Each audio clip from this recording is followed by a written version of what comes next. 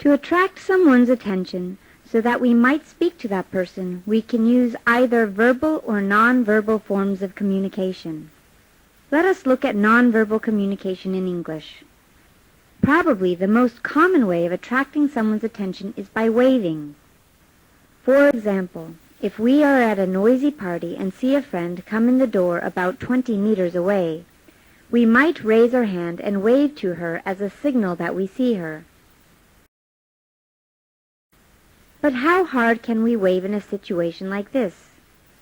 Suppose you are at the airport and you see your brother get off the plane and begin walking toward you. If you are excited, you might jump up and down and wave as hard as you can to attract his attention. This is the instance where big, obvious, nonverbal signals are appropriate. There are, however, some social situations where smaller nonverbal signals are more appropriate. In a restaurant, for example, if we want to attract the attention of our waiter, we have several choices.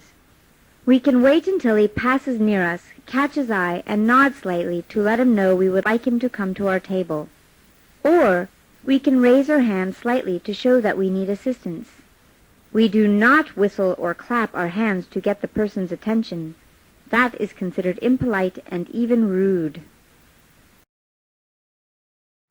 In most social situations where some informality is allowed, a brief raise of the hand and a small wave is fine. For instance, if you are walking across the schoolyard and see your teacher approaching you, a small friendly wave to attract his or her attention is appropriate. Once you've got your friend's attention, you shouldn't point at the person or thing you want her to look at. A slight nod will do. Pointing at someone is usually considered rude. Of course, there are times when pointing is perfectly acceptable, such as when a teacher wants to get someone's attention in class. The teacher often points to the student and says, "David, would you read the next sentence, please?" Pointing here is not impolite.